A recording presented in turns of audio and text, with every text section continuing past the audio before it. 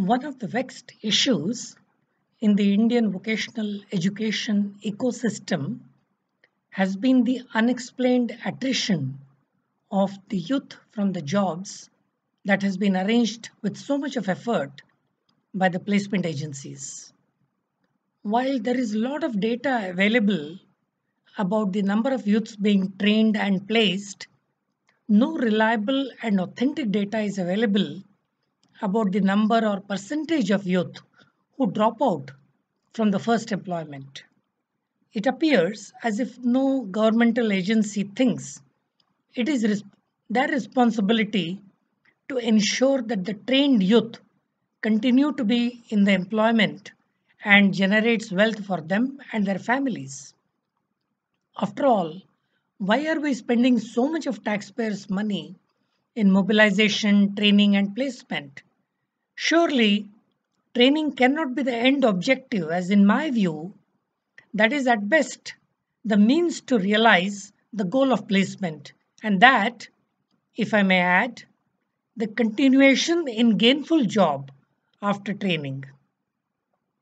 It is now almost over 10 years that India has been in the business of youth placement upon successful vocational training. Yet, we seem to be thriving in carrying out pilot studies and have not been able to come up with an answer to stem the attrition. Commonsensical wisdom tells us that the below poverty line youth who is not educated and has no skills and has difficulty to make both ends meet would jump over the opportunity to get a job and be settled for life. But why would they not stick to the jobs? Unfortunately, there has not been any longitudinal studies to explain this phenomenon. Of course, many pundits have tried to analyze the reasons of attrition, but they have, in my candid view, uh, been able to scratch the surface by identifying few obvious reasons like unfamiliarity with the new setup, improper induction, insensitive supervisors, etc. etc. In my view, this is very superficial and does not address the core causes of attrition. Obviously, there is a missing link that is not visible but has its impact on the continuation post training. In this podcast, I would like to dwell upon that missing link. One of my principal observations on the prevailing academic content is that it is heavily loaded on the cognitive part of the delivery. Even on the cognitive side, it is more tilted towards the how to do part rather than why is it so part. More of how than less and less of why. Let me elaborate by giving an example of metal trades like tools and die makers, machinists, industrial mechanics, welders, millwrights, and so on. In all probabilities, in India, a welding program or a mechanic program is likely to have a simulated workshop, and from day one, the instructor will start teaching how to handle the equipment and so on. It is mostly, as I said, the how part, how to handle the machine. But what happens in Germany? A German vocational training expert with whom I collaborated in Africa gave me a mechanical and metal trades handbook of 500 pages as a standard text material for a beginner. As per him, a youth desirous of acquiring proficiency in these above mentioned trades has to undergo in depth training in learning the concepts from mathematics, physics, technical drawing, material science, machine elements, production engineering, automation, and information technology, along with international material comparison charts and standards. Before even watching the machines or touching the machines, the youth was expected to master units of measurement, formulas, angles and triangles, lengths, areas, volumes, surface areas, mass, and centroids. Contrast that with our Indian training. Chances are that on a welding training on the very first day, the youth would be shown how to handle the welding equipment without the why part. So much about the cognitive side of the training. But then again, it is not my objective in this podcast to highlight the limitations of the cognitive side of the content. I come back to the basic issue of attrition. What is missing, in my view, is the required training or inputs on resilience and grit to pursue a career.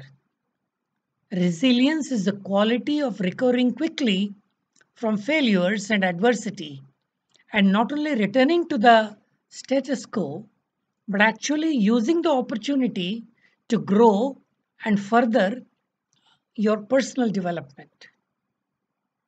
When you think of resilience, you might think of the youth who seem to have it all figured out. The word resilience may bring to mind youth who remains calm when faced with adversity, who do not break a sweat when he comes up against a particularly hostile environment. However, this mythical youth is not present. This is not a good representation of resilience. Resilience is not the absence of stress or trauma.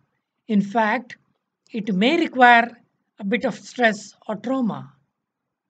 Resilience is the remarkable ability to adapt when faced with adversity. Incredible. Resilience is partly a non cognitive and mostly a learned ability, one that can be learned and built and developed by anyone, but is absolutely untouched in our entire training system. Resilient people not only survive and bounce back after a setback, but they also come back stronger and wiser. People who are highly resilient are excellent at finding the silver lining in any situation, and they excel in finding the lesson each negative experience has taught them and applying it in their future endeavors. Now, let me touch upon another non cognitive ability, which is grit. What is grit? Grit is the ability to persist in something you feel passionate about and persevere when you face obstacles. This kind of passion is not about intense emotions or infatuation. It is about having direction and commitment. When you have this kind of passion, you can stay committed to a task that may be difficult or boring. Grit is also about, as I said, perseverance.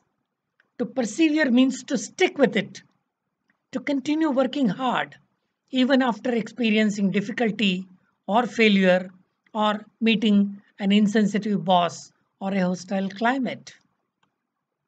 It is my considered view that most of the soft skills that the youth undergo in their vocational training, that is peddled out in our training centers, is, to use a milder term, worthless.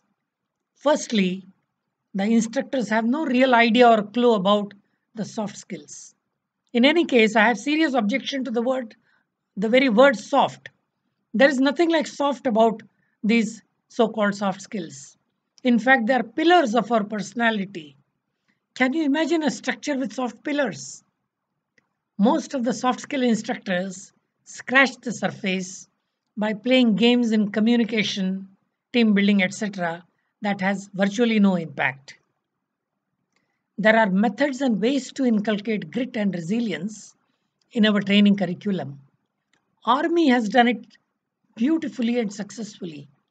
When a soldier goes to the front and despite all odds marches ahead, that is grit. This is inculcated in him by a series of intelligent interventions and trained instructors. Why can't we replicate part of that in our vocational ecosystem? Grit plus resilience builds character. Character builds the value system and loyalty. And that is the way to ensure that the youth, upon successful training, continues and grows with the organization. that can only be achieved by having a serious relook and scrutiny of our existing content. I close this podcast by asserting that mere training should not be the end goal. The goal should be the continuation of the youth in employment and resultant wealth creation for him, his family, his society, and for the nation at large.